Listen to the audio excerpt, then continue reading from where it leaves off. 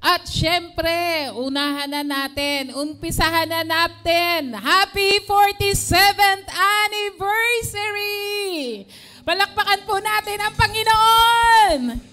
Yes, that is on this coming Sabado. Yan, makinig po tayo sa mga announcement mamaya. Dahil sa Sabado na po yan. Pangunahan ko na po para hindi nyo po makalimutan. This Sunday, wala po tayong Sunday service. Dahil Sabado po ay sama-sama po tayong pupunta sa Luneta Grandstand. Amen po! At i-celebrate po natin ang 47th anniversary ng GIL. Mamaya po, may mga detalyado po tayong paalala para po dyan. For the meantime, basahin po natin ang ating tema for the month of September. Basa po, October. Basa po, Christ's authority is the answer, standing as one church. Nakakatuwa po, no? Ganda ng picture. Dahil pinapatunayan lang po na ang GIL Church, ang Diyos po dyan ay hindi tao. Amen? Ang Panginoon po dyan ay hindi tao, sino mang personalidad, kundi ang ating Panginoong Jesus. Amen? Kaya yung kapangyarihan, otoridad ng ating Panginoong Jesus, ang sagot para ang pinakadulo naman po nito ay tumayo tayo bilang isang simbahan o katawan ng ating Panginoon. Ngayon po ay pag-aaralan po natin about, kanina pong first service ay, ang title po The Blessings of Submitting Under the Authority of Christ. No? Sino pa bang hindi magpapasakop sa kapangyarihan o otoridad ni Jesus kung ang katapat pala noon ay, at resulta noon ay pagpapala? Amen po ba? No, 'di ba? Ba't pipiliin mo pang magrebelde o hindi magpasakop at magpasailalim ng gusto mo kung ang blessing naman ay kasama sa pagpapasakop kay Jesus. Ngayon po is about powerful living under Christ's authority. Ang sarap mabuhay nang hindi ka dinidiktahan ni numan, kundi dahil ikaw ay kontrolado ni Jesus. Amen? Sa panahon po ngayon, in our time, we live in the world where everyone wants control. Kahit po tayo, di ba? Hanggat maaari, gusto po natin, kontrolado po natin ang mga bagay-bagay, ang mga nangyayari sa ating career, negosyo, kung tayo ay nag-aaral, sa pamilya natin, di ba?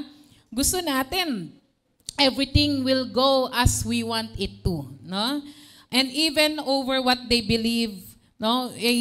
Kung ano kahit mali, yun ang pinapaniwalaan nila. But here's the truth. We weren't designed to be in control, but we were designed to live under the authority of Christ. Ang tao pala, kaya nga nilikha, no? Yung kanina nga, yung kinakanta natin, no? Jesus is Lord. Pag binasa natin mamaya yung mga talata, marirealize natin yung dahilan bakit ba tayo nilikha ng Diyos. Everything, all creations, yan ay dahil para makita natin ang kapangyarihan ng Diyos at magpasakop sa authority, kapamahalaan ng ating Panginoong Yesus. Hindi po tayo dinisenyo para makontrol ninuman ng sitwasyon, ng ibang tao, o makontrol tayo mismo ng ating mga gusto sa buhay natin. We were designed to live under the authority of Christ. Yun yung pagkakagawa sa atin ng Diyos. Na magpasailalim tayo na yung mga direksyon natin, mga gusto natin, mga bagay na mangyayari sa ating buhay ay ayon doon sa gusto o otoridad ng ating Panginoon. Sa Colossians po, babasahin natin mamaya, no, ang Colossians 1:15 to 18. Alam nyo ba, nung sinulat ito ni Paul, ang Colossians 1:15 to 18, ang mga taga-Colossus po, syempre galing sila sa Romano, no, at that time, mga Griego. That is the flourishing of sciences and arts. Nagpo-progresibo ang mga sibilisasyon. At parang kung saan uso, o saan doon may kapangyarihan, o saan doon ang usong tatawaging pangalang Diyos, no? Sa mga panahon kasi nila, 'di ba? May mga may mga Greek gods, no? May mga Roman gods sila. Depende sa kung ano yung kailangan nila. Marami silang tinatawag na Diyos.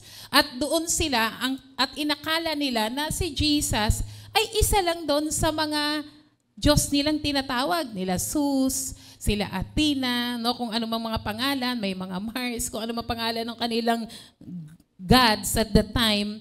They are thinking that they can mix Jesus with their other gods.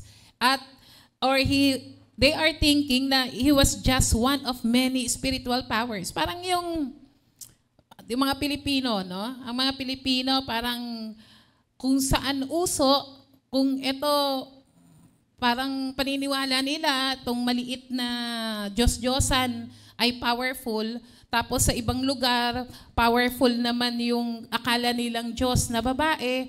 So pinagsasama nila lahat, meron sila, no? Kaya pagdating mo sa bahay nila, ang dami nila ron, kumpleto, no? Kumpleto ng iba't ibang mga Diyos-Diyosan kasi nga inaakala na the more, the merrier. Parang mas okay pag mas marami. Pero hindi po yan ang katotohanan. Nag-iisa lamang po ang Diyos. Nag-iisa lamang po ang kapangyarihan o otoridad na dapat ang mga tao ay magpasakop. Kaya nga po, no, si Paul sinabi niyan, Jesus is above it all. Walang ibang Diyos, makapangyarihang Diyos, kundi ang ating Panginoong Yesus. Amen? Let's open our Bible on Colossians chapter 1, 15 to 18 at sabay-sabay po nating babasahin. Ready, go! Si Kristo, ang larawan ng Diyos na di nakikita. Ayan, tuloy po nating basahin. Sige po. Andyan na.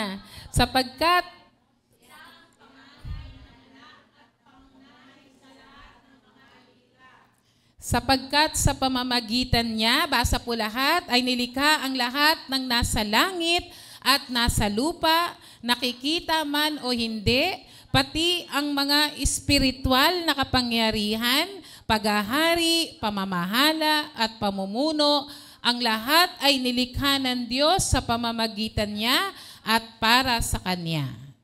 May kasunod pa po. Siya ang una sa lahat, at ang buong sangsinukob ay nananatiling nasa kaayusan sa pamamagitan niya. Siya ang ulo ng iglesia na kanyang katawan, siya ang pasimula, siya ang panganay na binuhay mula sa kamatayan upang siyang maging pangunahin sa lahat. Palakpakan nga muna natin ang Panginoon. Ang sarap basahin, no? Parang kung naghahanap ka ng someone o tugon o anumang bagay na inaakala mong sagot, yung binasa po lang natin, yun na yun. Kumpletong-kumpleto na. Kasi kumbaga sa salita nga natin, siya na. Ano? Parang pag may nagyayabang na mga tao, sige, ikaw na. Pero ito, hindi lang naman siya, hindi lang siya nagyayabang. Dahil totoong ang Panginoong Yesus ang lahat-lahat na pinakauna sa lahat ng bagay, sa mga nilikha, nakikita man o hindi, kontrolado niya po ang lahat ng bagay. Amen? On Colossians 1, nakikita po natin, di ba sabi diyan, the Son is the image of the invisible God, the firstborn over all creation. Sa paghahanap ng mga tao sa Diyos, naghahanap sila ng mukha. Di ba? Nakalakihan din natin na sa paghahanap din natin ng Diyos, naghahanap tayo ng mukha. Naalala ko, no, yung meron din po kami sa bahay nung araw na yung may mata. Tapos kapag nagsisinungaling kami, yung aking tatay, ay pinatitingin kami doon. Yung tawagin po ay yung daay. Kapag yung pagkursilista yung magulang mo, no? Nagkukursilyo yung tatay ko kasi nung bumili noon.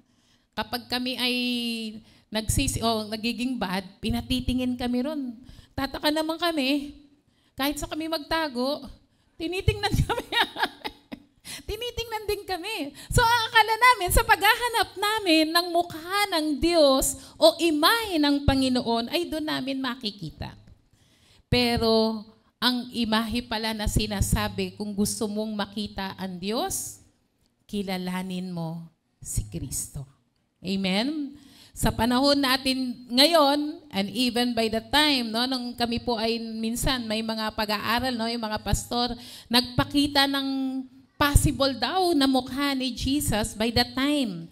Kasi nung mga panahon na yon, parang depende sa lugar, may certain, parang mga Pilipino, di ba? May certain na itsura yung mga mata, kilay.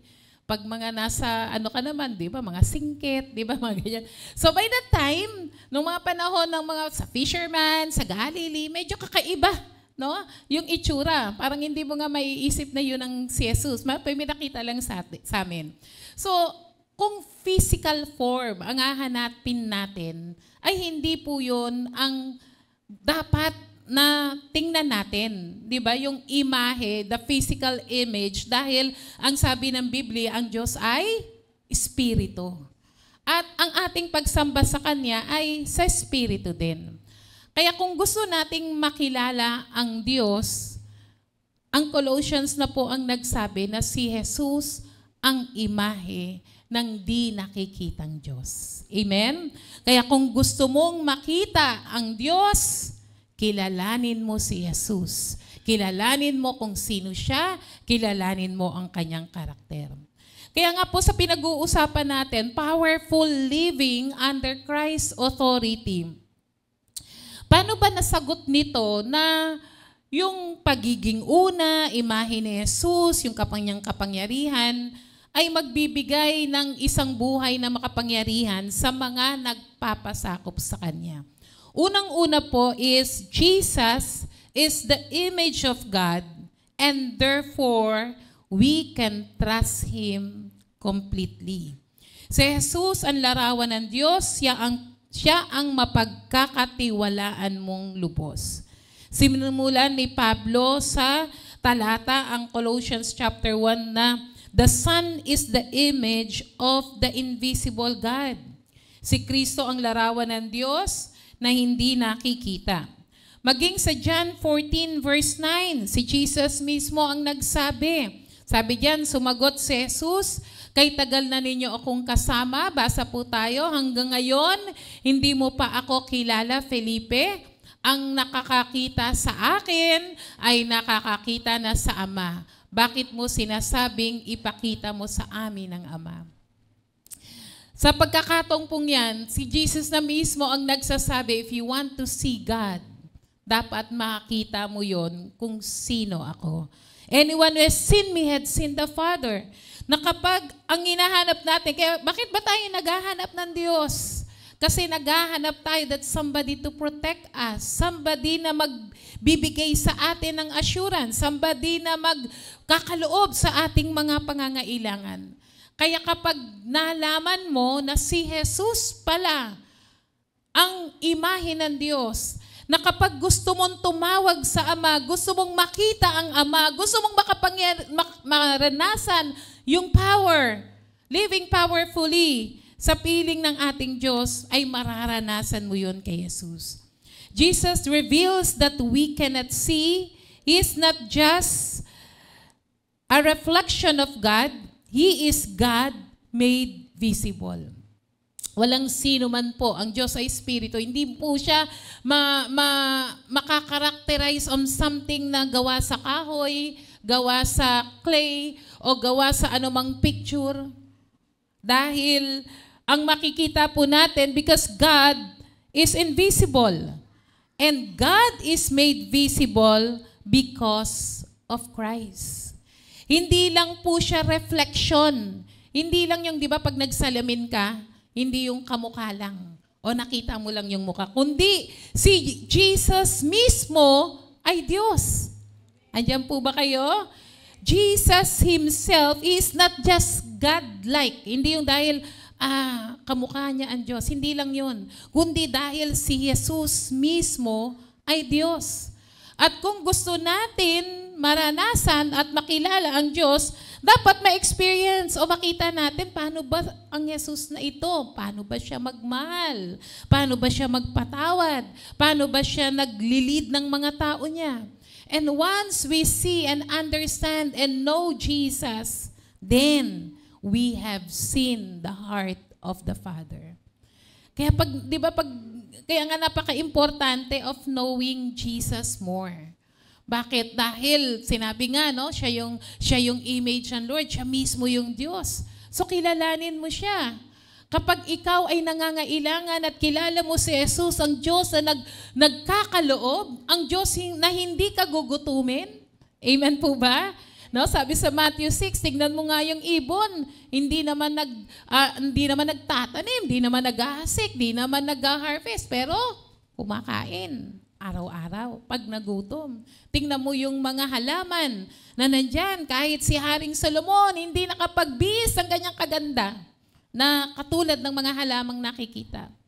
Pag kilala mo si Jesus, sabi ni Jesus, pero ang lahat ng mga bagay na yan, alam ng Diyos, kailangan mo. Ang sabi ng Lord, unahin mo ang kanyang katwiran at ang kanyang kaharian at ang lahat ng pangangailangan mo, yung tugon doon, idadagdag ni Lord. If you know that Jesus provides and care for you that much, nakita mo na, naranasan mo na, nakilala mo na ang ating Diyos. That's why Paul also calls him the firstborn over all creation. Sabi doon sa binasa natin, no, siya ang panganay na anak at pangunahin sa lahat ng mga nilikha. Isipin mo, yung Diyos na ito, intimate. Kasi yung mga tao, kaya 'di ba parang kung ano-ano yung ginagawa natin noon para lang feel natin maging malapit tayo sa Diyos. Gumagawa tayo ng iba't ibang itsura. Pero nung naturuan tayo to have that fellowship and intimate relationship with Jesus, then naranasan natin kung gaano pala kasarap magmahal at maging malapit sa Diyos. Yung sinabi po na firstborn over creation, yung panganay na anak, hindi po nangangahulugang isa sa mga nilikha si Jesus. Hindi po. Kundi ang sinasabi po ron that He Himself, no, is the Creator. No, He Himself, He's the ruler of it. Pag sinabing the firstborn of all creation, He is the rulership of all the creation. Sa creation nga po, andun po siya, di ba? Siya yung salita, no? Na sinabi ng Panginoon, siya yung salita ng Diyos. At sinabi rin sa Book of John, no? Siya yung salita ng Diyos na nagkatawang tao na buhay na kasama natin. Jesus is God Himself and He is the ruler of it. He has the highest rank, the ultimate authority. Everything in existence bows to Him. Kaya nga sabi po dyan, no, sa pamamagitan niya, ang nilikha ng lahat ng nasa langit at nasa lupa, nakikita man o hindi, pati mga espiritual o kapangyarihan, paghahari, pamamahal at pamumuno, ang lahat ay nilikha ng Diyos sa pamamagitan niya at para sa Kanya. Minsan kung saan-saan tayo pumupunta dahil gusto nating magkaroon. Gusto nating we want more. Pero nakakalimutan nating lumapit ng totoo, umasa at manampalataya na siya palang namamahala, pinanggagalingan ng lahat. Isipin mo, sabi rito, no, hindi na natin kailangan mag-isip. No, yung sa lahat ng nilikha ng Diyos, nilikha yan sa pamamagitan niya. That in the creation, andun na si Jesus. At sabi po diyan, ang lahat ay nilikha ng Diyos sa pamamagitan niya at para sa Kanya. Para pamahalaan ang lahat ng Kanyang nilikha. Ano po ang dating nito? No? So what? Parang ano natin, ano ko si Jesus yung image of God? Ano ko si Jesus yung ruler? Si Jesus yung namamahala sa lahat, na nalikha sa pamamagitan niya at para sa Kanya.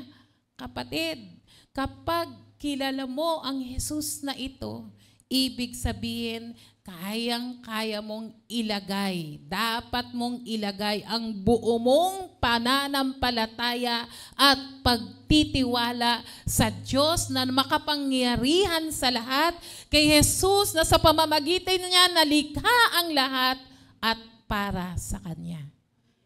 Palakpakan nga po natin muna ang Lord. Parang ganito lang, di po ba? Minsan kasi bilib na bilib tayo, hindi naman masama yun, di ba? Na meron tayong mga tao na alam natin, no, makakatulong sa atin. Alam natin na magkakaloob pag may kailangan tayo. But we fail to trust God, who is the owner and the creator and the ruler of everything. Pag alam natin at talagang mag-uugat sa puso natin na ang Jesus na ito, naghahanap pa ako, nag-aalala pa ako, kung saan ko nilalagak yung pananampalataya at pagtitiwala ko, bakit hindi ako magtiwala kay Jesus? Bakit hindi ko ibigay sa Kanya ang lahat ng alalahanin ko? Amen po ba? Amen po ba? Hindi po masama na there are people na ginagamit talaga ng Lord nandiyan to help us. But never na ang pananampalataya at pagtitiwala mo sa mga bagay sa paligid mo ay mas higit kaysa sa pagtitiwala mo sa kapangyarihan ng Diyos. Amen? Palakpakan po natin ang Panginoon.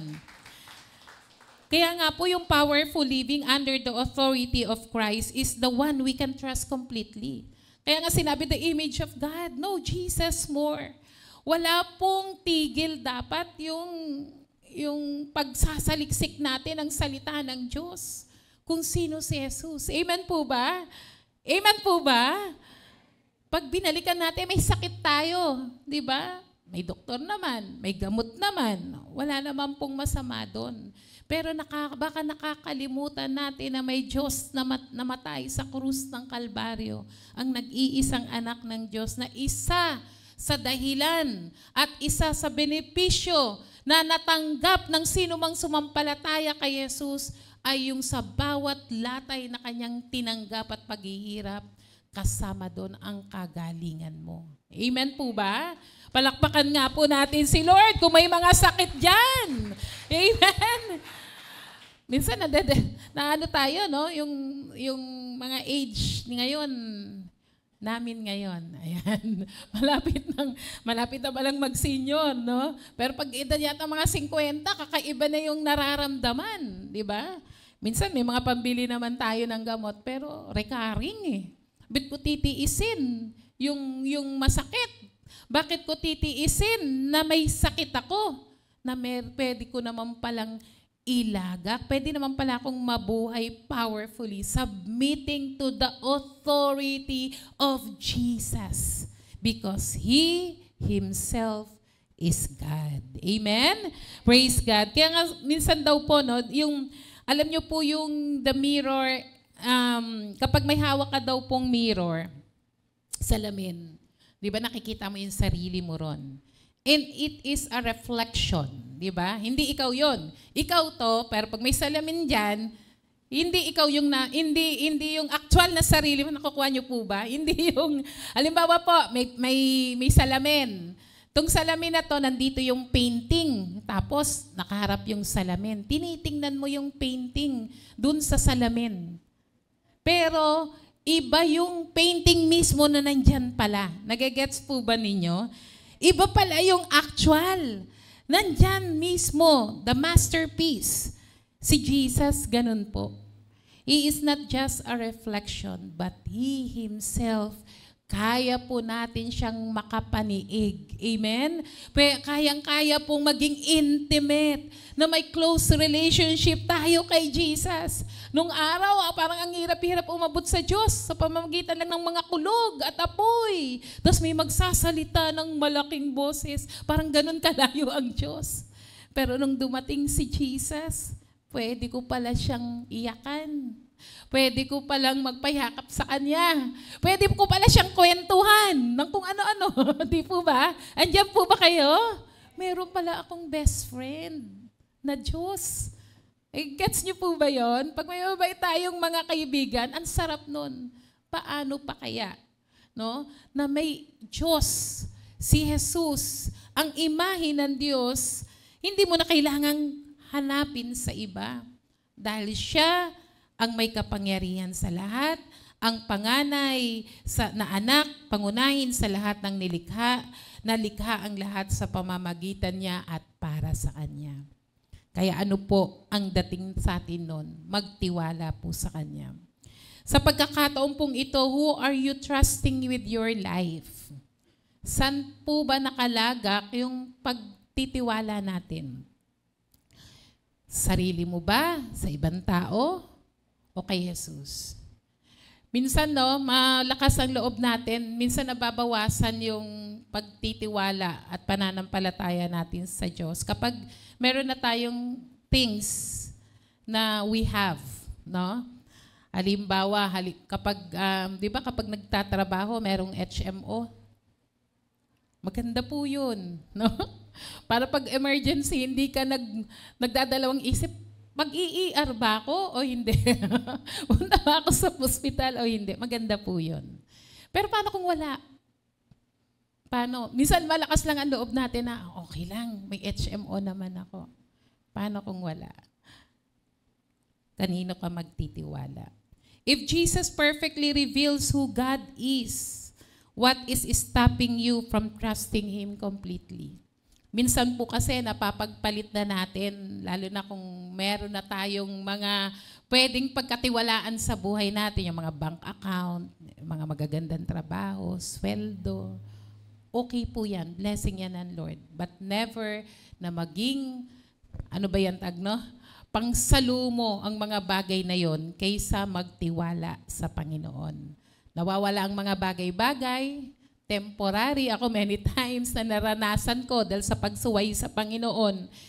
Yung mga bagay na na-enjoy, parang pumikit lang ako, pag dilat ko, wala na. Dahil nga sumusuway sa Lord.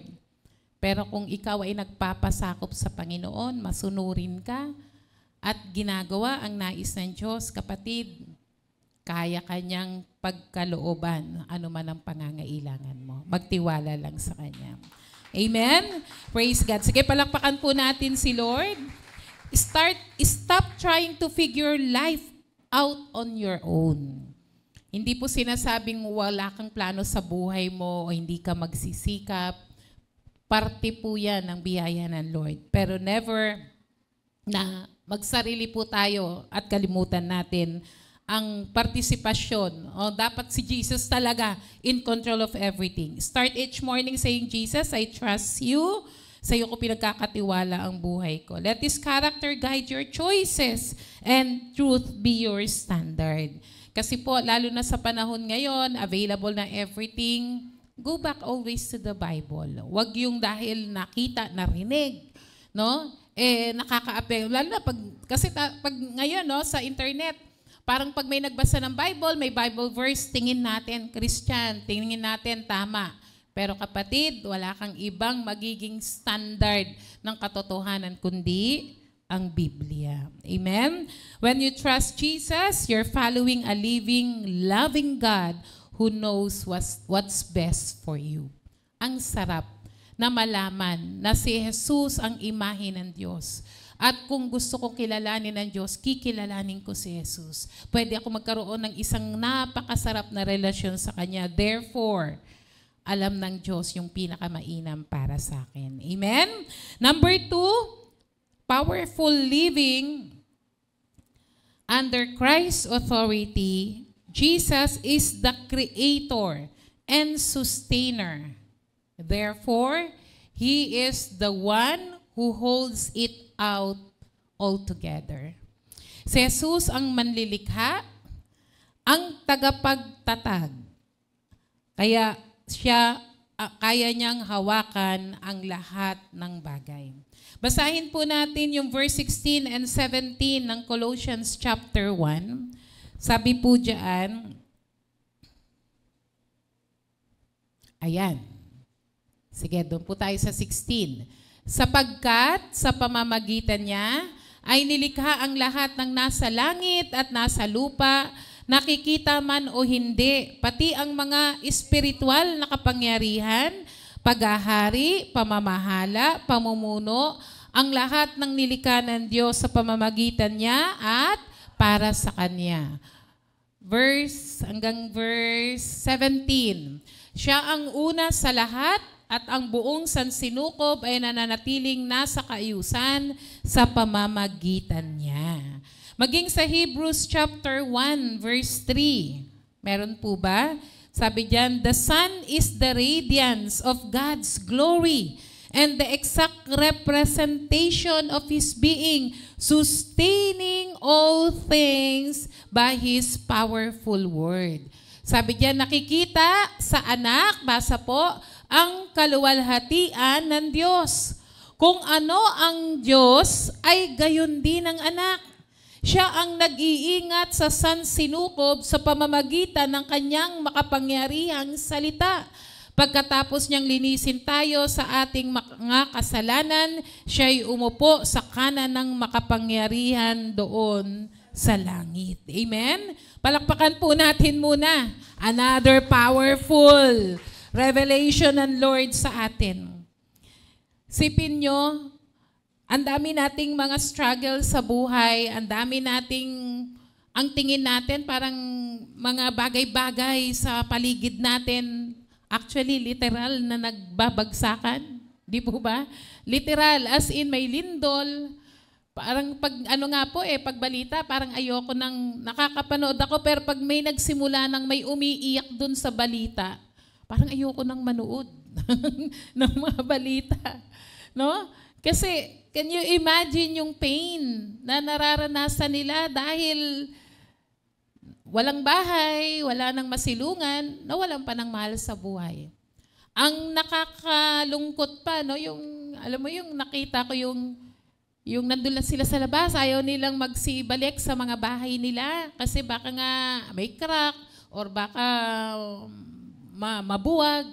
Tapos nandun lang sila sa kali, naka-plastic, no? Inisip ko nga na, sino kaya nag-provide ng plastic? Actually, inisip ko yan. Meron palang nagtitinda nung, anong tinda niya? Isda, oo. No, talagang binigay niya na rin kaysa mabasa yung mga tao. Yung paligid po natin, literal na breaking, literal na nabubuwag, natitinag. At yung ating mga figurative na mga buhay, minsan marami tayong mga plano, marami tayong mga gustong mangyari na nabubuwag. Isang nagbabagsakan, hindi umaayon dun sa gusto nating mangyari. At may mga pagkakataon because we fail to acknowledge that Jesus is the sustainer and the creator, that He can hold all things together for you. Amen po?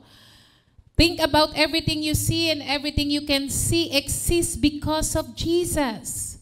Sabi diyan sa binasa natin, grabe yung kapangyarihan ng Lord, no? Hindi natin, pag sinabi nga lang dyan, nakakalula na. Mga bagay, lahat ng nakikita mo, they exist and they are in control. No? Ginawa para kay Jesus sa pamamagitan niya at para sa Kanya. All things have been created through Him and for Him, and He is before all things. In Him, all things hold together.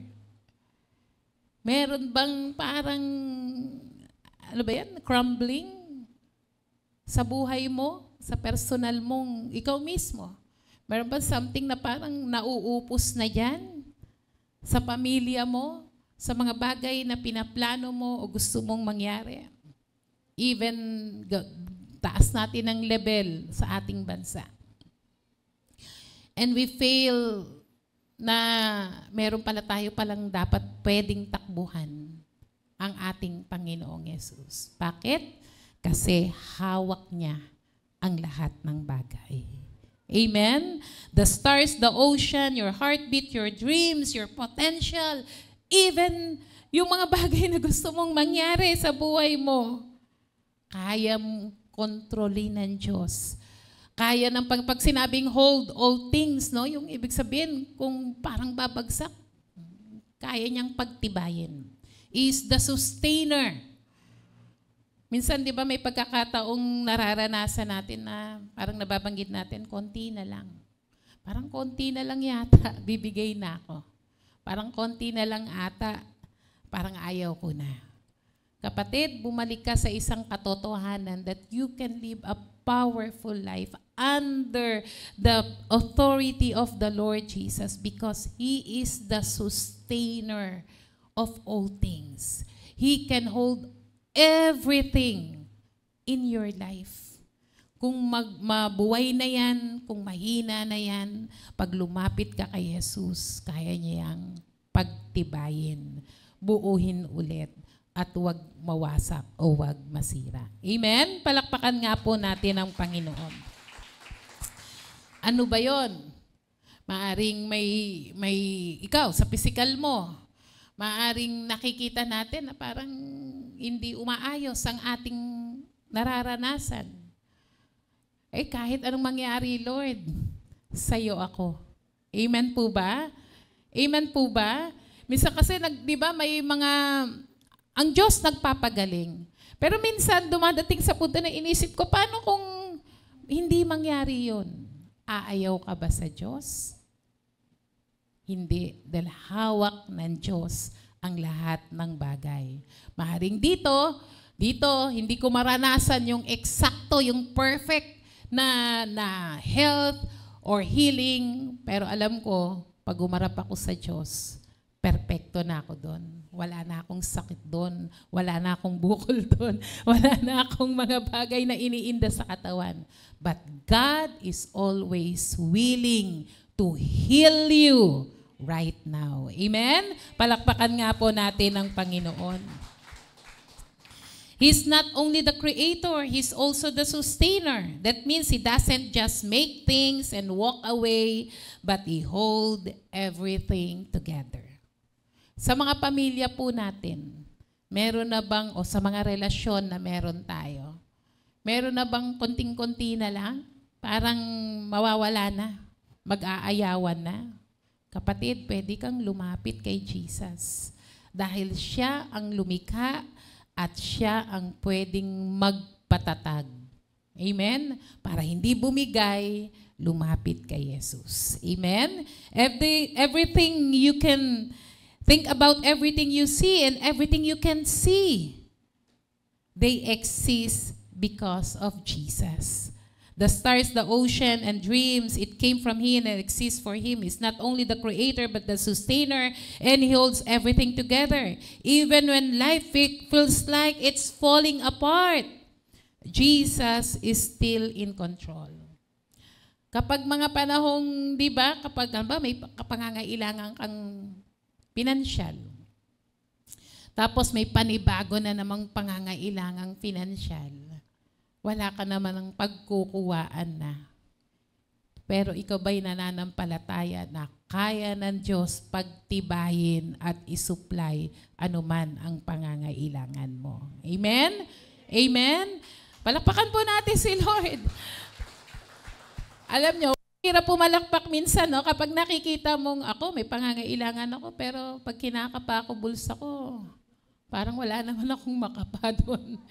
Pag tinitingnan ko yung mga nilapitan ko, parang wala naman akong positive na natatanggap.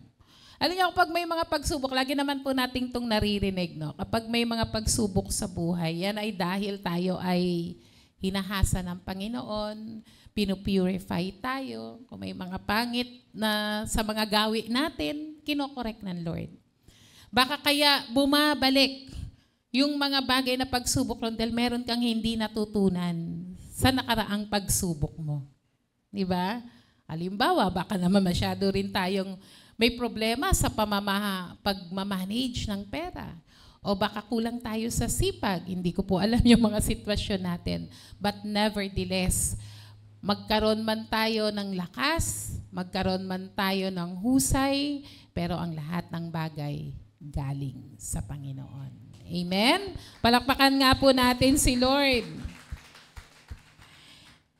Kaya kahit sa tingin mo, meron ng parang babagsak na, God is in control. Napanood ko yung isang palabas na parang nagko-coffee shop lang, no, yung magkaibigan. Tapos, picture pa sila eh. Video yata. No? Then after a while,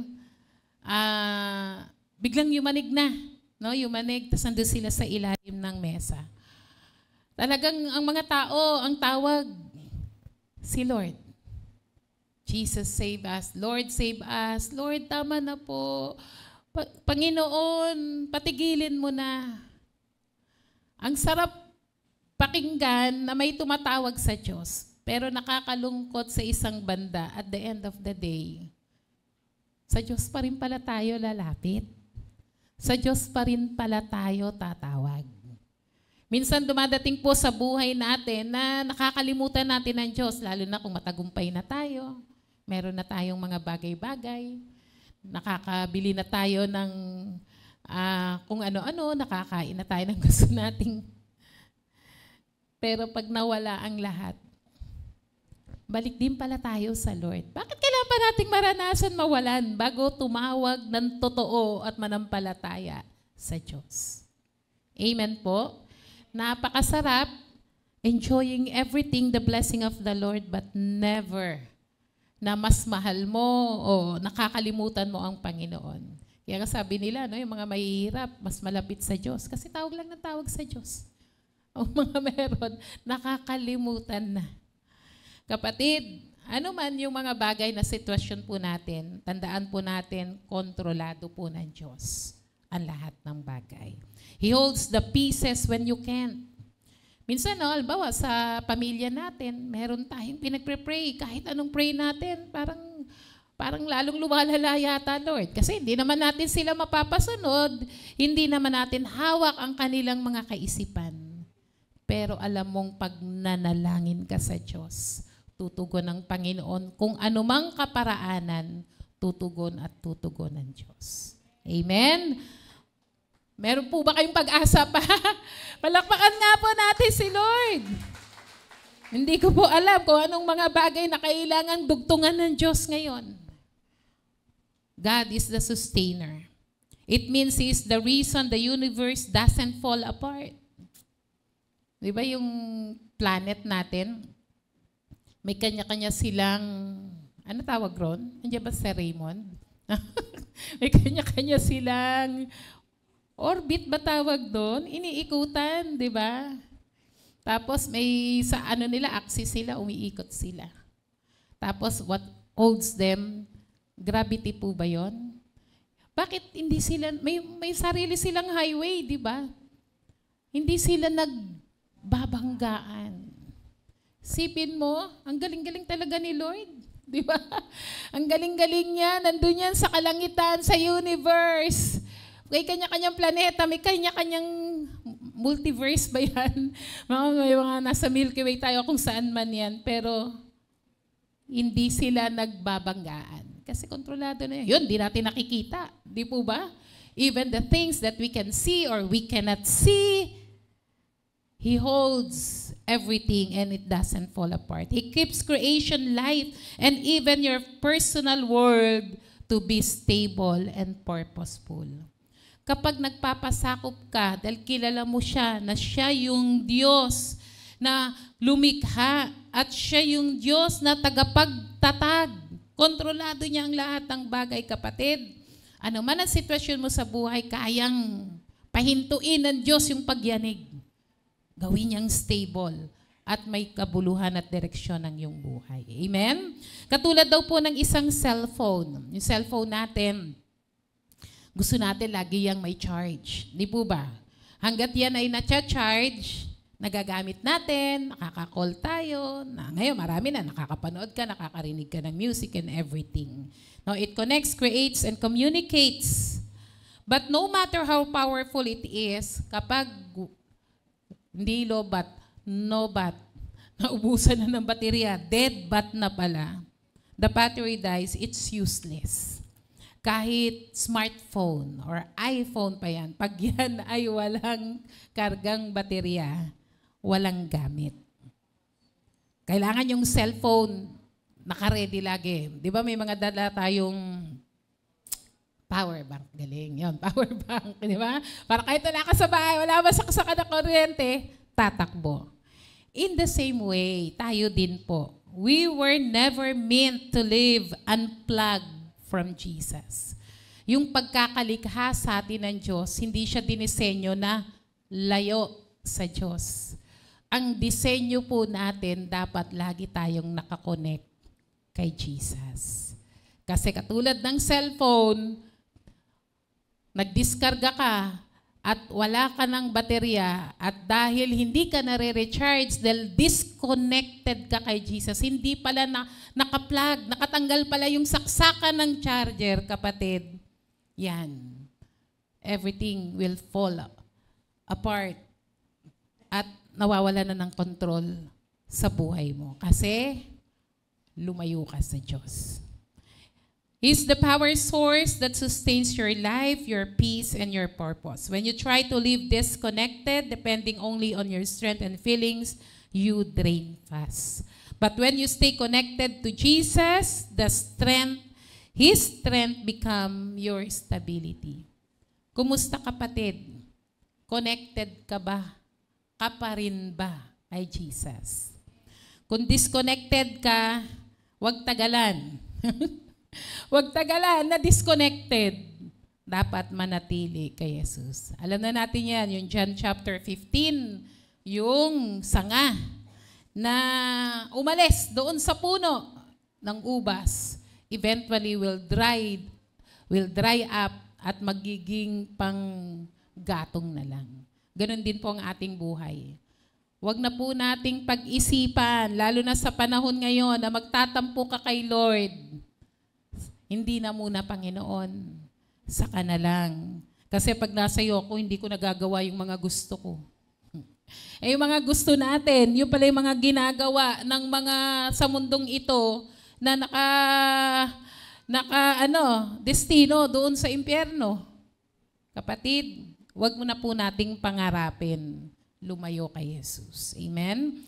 Instead of stressing over what's slipping through your hands, surrender those things to the one who holds the universe.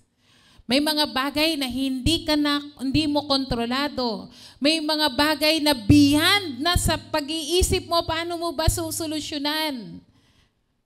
Si Jesus, He is the Creator, He is the sustainer of everything. Doon na ako. Amen po ba? Kakabit na ako sa Jesus na gumawa ng universe. Amen po ba? Yung Jesus na gumawa ng langit at lupa. Kaya niyang kontrolin lahat ng bagay sa buhay ko. What you have to do is surrender everything to the Lord. Surrender to the one who holds the universe. Pray every day. Ang sarap mag-pray, no? Lord, Ikaw yung may likha sa akin. Minsan pag may mga tayo sa katawan, no? Tapos kailangan pala yung sabi ng doktor, kailangan yung may parte ng katawan mo na maging ganito. May tumubo o may maging maayos. Sabi ng mga doktor, irreversible na yan, wala nang ano. Pero hindi. May Diyos ako na lumikha sa akin. Kaya niya pa ring lumikha para sa akin. Amen! Amen! Kayang mag-recreate ng Lord. Kung may mga bahagi ng katawan natin dahil sa nalayo tayo kay Lord na abuso, may kaya pang gawin ng Panginoon. When you give Jesus control, you gain peace. Life works best when He is at the center, not when you're trying to manage it all yourself. Huwag nang i-micromanage yung sarili. Pagkatiwala sa Panginoong Yesus araw-araw. Number 3, powerful living under the authority of Christ because Jesus is the head of the church and therefore He can lead us forward. Si Jesus ang ulo ng iglesia, kaya niya tayong pangunahan at gabayan sa ating pagpapatuloy. Sabi po dyan, no, sa susunod na, sa verse 18, basahin po natin. Yung sa Colossians kanina, chapter 1, verse 18. Basa po. Siya ang ulo ng iglesia na kanyang katawan. Siya ang pasimula, siya ang panganay na binuhay mula sa kamatayan upang siya'y maging pangunahin sa lahat. Sabi rin po sa Ephesians 1:22-23, and God placed all things under His feet and appointed Him to be the head over everything for the church which is His body. Basa po, ipinailalim ng Diyos sa paa ni Kristo ang lahat ng bagay at ginawa siyang ulo ng lahat ng bagay para sa iglesia, na siyang katawan ni Kristo, ang kapuspusan niya na pumupuno sa lahat ng bagay. Talagang masasabi mo kay Jesus lang, kompletong-kompleto na ako. Amen? No, nung may binabasa po akong part dito, kanina no, yung sa point number 2 natin, maraming part puro na paulit-ulit yung word na all. All things. All creation. Yan. Nakakatuwa dahil kaya pala nating mabuhay ng may katagumpayan, ng may kapangyarihan kung magpapasakop ka kay Jesus na siyang ulo ng iglesia. When He is the head, Christ isn't just over the universe, He's the head of the church. It means pag sinabing head, siya yung ruler, siya yung nagli-lead, siya yung nagdidirect, siya yung nagbibigay ng buhay sa kanyang mga tao. When we speak about the church, hindi lang po kalipunan ng mga tao, kundi ang bawat isa po sa atin ay ginagawang tahanan, ay tahanan mismo ng ating Panginoon. At ang bawat tahanan ng Diyos ay pinamumunuan. Ang ulo, walang iba kundi si Jesus. Ang simbahan po mismo, tayo, no? Ang GIL Church Worldwide. Hindi po ito about personality or about the pastor or sa programa. It helps. Pero ang pagsamba at ang pagtitipon po natin, it is all about Jesus. Amen po ba? Although alam natin na may mga ilan at syempre baka bagong mananampalataya na kaya sila nagjo-join ng church, bumabalik ng simbahan, and kailangan rin naman talaga natin silang alagaan, no? Pero may punto talaga na kaya sila bumabalik dahil may kaibigan sila ron, maganda po yun. Dahil nagagandahan sila sa service, maganda po yun. Pero napakasarap na walang ibang rason kung bakit ka pupunta ng church o magiging bahagi ng katawan o simbahan ng Panginoon ay dahil kay Jesus. Amen po ba? May isang simbahan, parang yung mga ministers ng tumutugtog ay kumakanta ay parang wala na yung anointing. O tas hindi sila nagdatingan, mag-start na ang service. Ang ginawa ng pastor, kumanta siya. Kahit walang mic, kahit walang sound system, wala yung tumutugtog. At tila yun yata, no? Nakapaglikha siya ng kanta na, anong kanta yon? Heart of Worship. Kapag tumigil na ang lahat ng yan, wala na yung mga palabok na yan, sasamba ka pa rin ba sa Panginoon? Minsan, kapag may mga tao kang ayaw mong makita sa church, pero nandyan siya, pupunta ka pa rin ba sa church? Ay makipag-ayos. Amen po ba? Makipag-ayos para hindi hadlang, para manatili at maging pagpapala ka doon sa simbahan at ang taong yun. Dahil sa isang simbahan, sa pamilya natin, sa buhay mo mismo kapatid, walang ibang dapat mag-rule, mag-lead, kundi si Jesus. He's the one who gives the church its direction, unity, and mission. Sa GIL Church Worldwide, it's not about the personality. Sabi ng iba, dino-Diyos nyo ang pastor nyo. At kung ano-anong mga pangalan ang ikinakabit, nilalapastangan ang pangalan ng Diyos. But we at GIL Church Worldwide, we stand by one truth. Walang ibang Diyos ang simbahan na ito kundi si Jesus. Amen po? So kung dumadating man ang mga pagtuligsa, pagsubok sa atin ngayon, dahil ongoing po yung mga kaso, usapin, ako po personally, no, I welcome kapag may mga investigation, kung sampahan man ang kaso, If that is the way to reveal the truth, okay lang po. Amen po ba? Yun ang gusto natin lahat. Kung may totoong nagkasala at ikay mananampalataya, pwede kang magsisi at bumalik kay Jesus. At alam kong hindi yun tatanggihan. At magpasimula ng isang buhay na gusto ng Panginoon. Either kung nakasuhan, nakakulong dahil napatunayan, okay lang, may pag-asa pa kay Jesus. And all that, gusto natin, katotohanan lang naman. Kaya nga yung message Prelude for Anniversary, no, dahil sabi niyan, to stand as one church.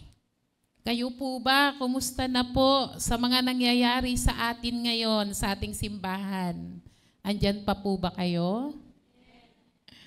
Sabi niya, sabi nung mga taong, tiyaga nyo. Sabi ganun. Andyan pa rin kayo sa JIL. Minsan po may pinost ako.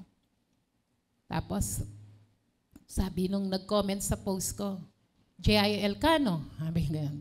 Sasagutin ko sana na obvious ba? Sasabihin ko obvious ba? Pero mga kapatid, ang tayuan natin, katotohanan. Amen? Ang sinasamba natin ay si Jesus. Kung merong magkamali sa ating simbahan, namumuno man yan o sino yan, kaya ng Diyos ibalik ang justice. Patunayan at ibigay talaga yung justice para sa lahat. Tandaan natin, never na magko-cover ang Lord ng unrighteousness. Never na magkukonsinti ang Diyos ng kamalian. Amen? Because He is the ruler of everything. He is the head of the church. He conquered the grave and now He leads us in victory and purpose. Kapatid, naranasan mo na bang yung minsan yung buhay mo parang walang direksyon, ang gulo-gulo? Katulad raw po ng isang team. Marami siyang basketball team. Marami siyang mga players. Magagaling lahat. Magaling mag-gwardya, magaling mag-shoot, magaling magdepensa, magaling sa lahat. Pero, kanya-kanya sila. Merong isa, dribble lang ng dribble ng dribble, ayaw ipasa yung bola. Meron namang isa, hindi sinunod yung play nila, no? Kung ano man yung laro dapat nila. Meron namang isa, pinalalagpas lang, nagsasarili. Kahit ang gagaling ng mga players na to, ano po kayang nangyari sa laro nila? Talo. Di po ba? Talo. The team will lose every time. No matter how talented they are. Because when everyone listens to the coach, follows the plan, and trusts the vision, the team wins together. Ang team captain po natin ay si Jesus. Amen? Ang laro, ang plano ay ang Biblia. Amen po ba? Kaya kapag nagsarili ka, kahit gaano ka kagaling, kapatid, mahirap magtagumpay sa buhay. Maaaring sabihin mo, bet naman ako, nagtiyaga ako, nagsikap ako, nag-aral ako, ginalingan ko, yumaman ako. Actually, istorya ko yun eh. Nagkapera. Pero dahil hindi ko ginawang ulo ng buhay ko si Jesus, after a while, parang pumikit lang ako, nawala lahat, mahirap ulit. Di pa rin nadala. Nagsasarili ng buhay. Gumanda ulit. Pero bagsak. Mas matindi na. Kung noon ay nasa zero line ako, nung pangalawang bagsak, nag-negative na. Konti na lang yata interno na. Kapatid, kapag hindi mo hinayaan na lumaro ayon dun sa gusto ng Panginoon, at hayaang maging coach ng buhay mo o maging ulo ng buhay mo si Jesus, lagi tayong matatalo. There will be short wins, pero every fall, every palpak, pasakit ng pasakit. Actually, sa katigasan yata ng ulo ko, parang 2-3 beses bago ako natauhan. Bago ko na-realize na lahat pala ng pagsisikap ko, kung wala si Jesus, zero. Negative pa nga. Di po ba? Pero kung sumusunod ako at yung sikap ko, ginalagay ko doon sa gusto ng Panginoon sa pagsunod sa Kanya, kapatid, hindi naman pala kailangang mahirapan tayo ng gusto. Kaya tayong pagpalain ng Panginoon. Amen? Palakpakan po natin si Lord.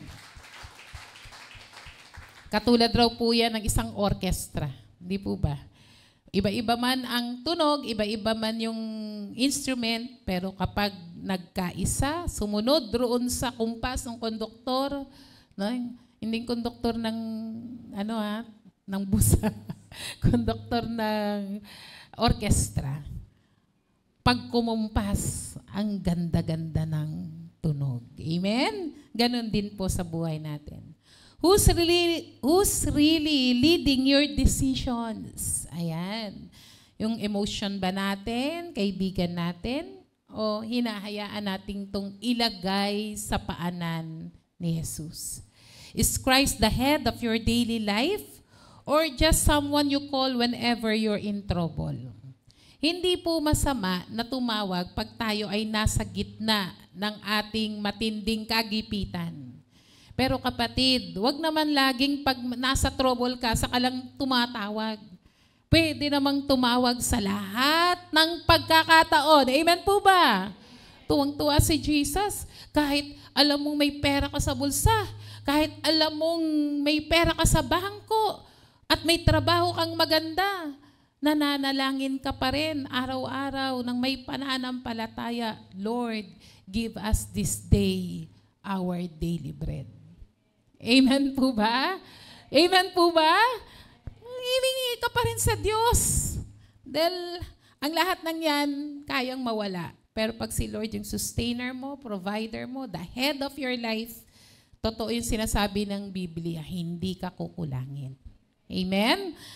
Let Jesus lead your life, your family, your relationship, your career, your habits, your heart, ano man yung mga plano mo sa buhay. Pinagpapala ang Kristiyanong sa bawat kibot, nagtatanong sa Lord. At pag sumagot si Lord dun sa tinanong mo, handang sumunod. Amen? Kasi may mga nagtatanong, pag sumagot si Lord, ay Lord, mali ang sagot mo. Parang hindi yan, Lord. Di ba? Napakasaya, ang ganda ng buhay na nagtatanong sa Lord. Mapapamilya, trabaho, negosyo, habits, relasyon. Because Christ knows you that best. When you follow His leadership, you will find clarity and confidence. Ayan. Minsan litong-lito na tayo, ano ba? Pero pag lumapit ka kay Jesus, hinayaan mong siyang manguna sa buhay mo, nagpasakop ka sa Kanya, malinaw na malinaw kung anong susunod na hakbang. The church becomes stronger when every believer listens to the head, the real head, our Lord Jesus. Yes, may mga pastor po tayo, may si Brother Eddie nandyan, meron po tayong EMB, sa church, may pastor po tayo, meron po tayong church management team, may mga leaders po tayo. Nilagay po yan para sa kaayusan, para we function accordingly. Ma-meet natin yung purpose ng Lord sa atin. Pero, ang totoong tagapanguna ng simbahan ay ang ating Panginoong Yesus. Amen? Let Him take first place. Yan. Kumusta po? First place ba? Champion ba si Jesus sa heart mo? Hindi lang ba on Sunday? Baka pag Sunday, check. Number 1 si Jesus. Pagdating ng Monday, Lord, dito ka muna. Sa 1 to 10, 10 ka muna. Hanggang Sabado. Pagdating ng Sunday ulit, check. Nasa number 1 si Jesus. Okay ba? Ganun ba yun? Hindi. Every day of our lives, number 1 po ang Panginoon.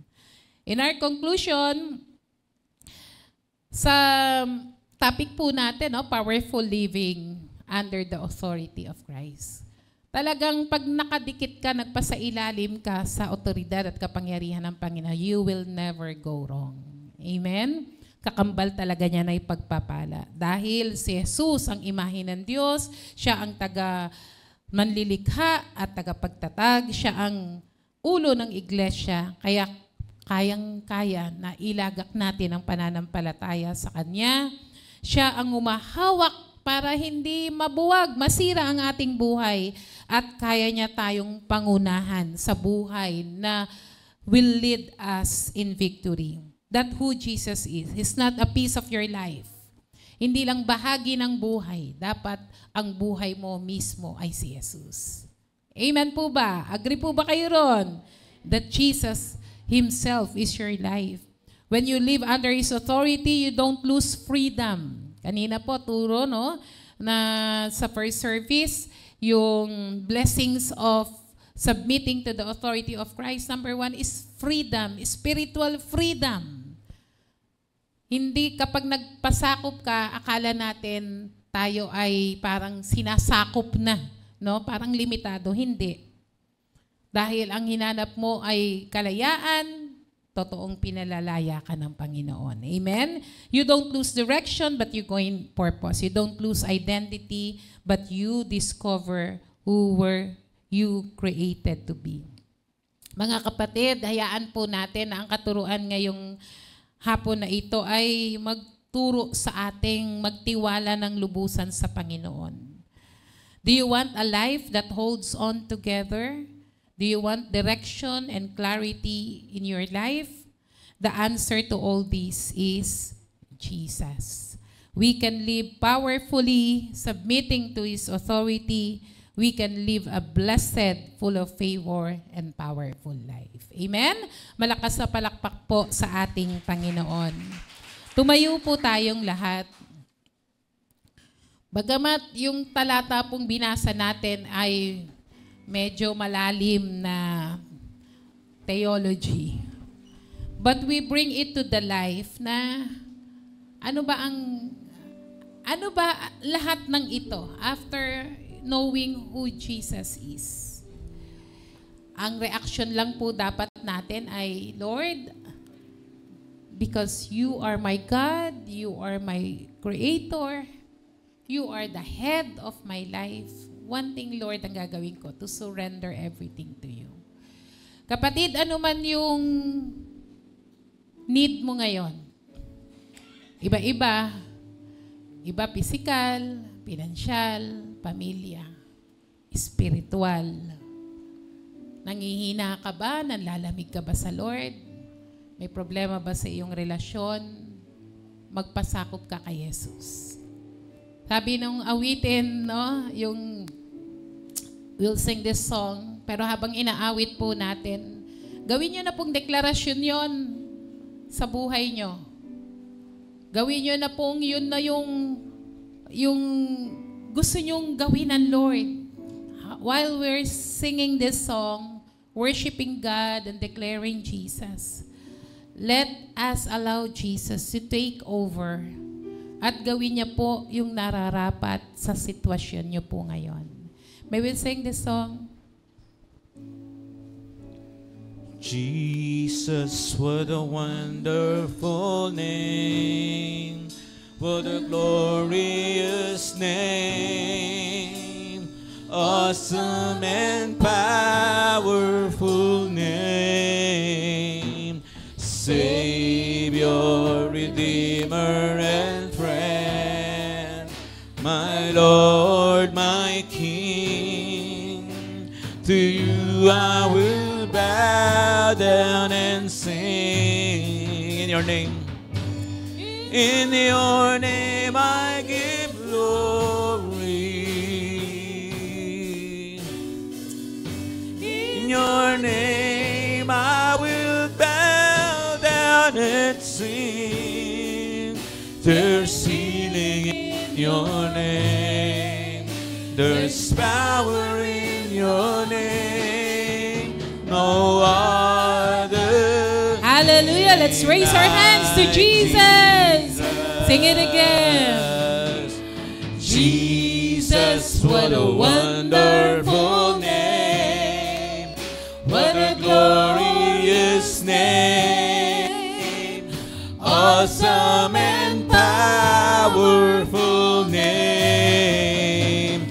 Savior, Redeemer, and friend. My Lord. To you I will bow down and sing. In your name I give glory. In your name I will bow down and sing. There's healing in your name. There's power in your name. No other name like Jesus. When I speak your name, mountains bow down. When I speak your name, there is healing. Binibigyan ng solusyon ng Diyos. When I speak your name, heaven rejoices. What a wonderful name. What a wonderful name. What a wonderful name. Yes, may pangangailangan ka kapatid. Raise your hands to God and declare that Jesus is the powerful God. He may heal you. He will provide for all your needs. Aayusin niya ang bawat problema sa relasyon. Kaya kanyang bigyan ng karunungan. When I speak your name, heaven rejoices. What a wonderful name. What a wonderful name. What a wonderful name. For the last time when I speak your name. When I speak your name, mountains bow down. When I speak your name, there is healing. When I speak your name, heaven rejoices. What a wonderful name. What a wonderful name. What a wonderful name. Hallelujah. Be ready to receive from the Lord. Raise your hands to God in the name of Jesus. Kung may bahagi ng iyong katawan na nais mong tumanggap ng himala sa Diyos, place that hand in the part you need healing and miracle from God. Father, in the name of Jesus, touch that part of the body. And we declare healing right now in Jesus' name. Anumang mga problema sa kanilang katawan, mula ulo, sa gitna at hanggang ibaba ng katawan, send forth your miraculous healing power in Jesus' name. In Jesus' name, we rebuke every spirit of sickness and diseases. Get out in the name of Jesus. Ang mga may bukol sa katawan, sa kanilang ulo, sa kanilang dibdib, sa kanilang mga internal organs, sa bahagi ng kanilang katawan, lusawin mo, O Diyos, ang bukol na yan in Jesus' name. And Lord, send forth your divine, miraculous intervention over that body. We speak the name of Jesus, the one who heals us, the one who is our creator, who can take over and recreate again. Lord, ang isang malusog na pangangatawan, ang mga may sakit sa puso, sa diabetes, may mga high blood, may mga migraine, Lord God, may mga problema sa kanilang mga nerves, sa kanilang mga gout, in the name of Jesus, may mga problema, Panginoon, sa kanilang lungs, respiratory system, Lord, sa iba pang bahagi ng katawan, in the name of Jesus, raise your hands and receive the miraculous healing of the Lord. In Jesus' name, pakawalan mo, Panginoon, ang kagalingan sa iyong mga anak. Receive it in Jesus' name and claim it. Claim it. Lord, I'm healed. Lord, I'm healed. Lord, I am made whole. In the name of Jesus. You are the image of our God. You are the image, you are the creator, and in you all things come together and created over heavens and on earth. We have that powerful God. Ano man ang sitwasyon mo ngayon, kapatid, meron bang problema, ano mang relasyon, ano mang mga kinasasadlakan mong mga pagsubok, in the name of Jesus, here Jesus comes and He take over your life. Right now, in the name of Jesus, you are the sustainer. In the name of Jesus, lahat ng nilalang, Panginoon, ay nilagay ng Diyos sa iyong paanan. In the name of Jesus, hallelujah. Lord, we submit to your authority as you are bringing forth, Lord, the blessings, the favor, the healing, that great peace that passeth all understanding, that great joy, Lord, that prosperity, the abundance in all things, hindi lang sa material na bagay, masigit sa spiritual na bagay, pagbahain mo sa iyong mga anak. Father, in Jesus' name, kung may mga dapat po kami, Panginoon, Lord, na mga ayusing relasyon, kung kinakailangan kami ang magpatawad o humingi ng tawad, magpakumbaba, turuan mo kami, Panginoon. Ayaw mo, Lord God, na may humadlang na pagpapahala sa pagbuhos mula sa kalangitan. And Father, I pray, Lord, an open heavens to your people. We are ready to catch your blessings, oh God. We are ready, Lord God, to submit to your authority, Lord God, and make you the Lord of our lives, our career, our businesses, our family, our relationship, Lord, in the name of Jesus. And Father, thank you po. Dahil pwede naman po pala, Lord, na mabuhay kami ng may katagumpayan. Mabuhay kami ng may kapangyarihan at puspos ang iyong pagpapala. Ano mang dumating na pagsubok, hindi kami basta-basta babagsak, Panginoon, dahil kapit-kapit mo kami, Panginoon. Ikaw nagbibigay sa amin ng katatagan. Ano mang dumating sa aming buhay, malalagpasan namin dahil hindi po kami nag-iisa, Panginoon. Kasama ka namin, mananatili kami sa iyo, O Diyos. Lagi kaming magiging nakaplug sa iyo, Lord God, getting the source of our power, no other than Jesus. Mananatili kaming nakasugpong sa iyo, Panginoong Yesus. Marami pong salamat. We claim your blessing.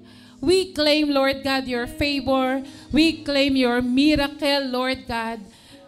Ngayon, walang sino mang may kulang. Dahil lahat kami, Panginoon, ay kinumpleto mo dahil kay Jesus. Thank you, Lord. Palakpakan po natin ang Diyos.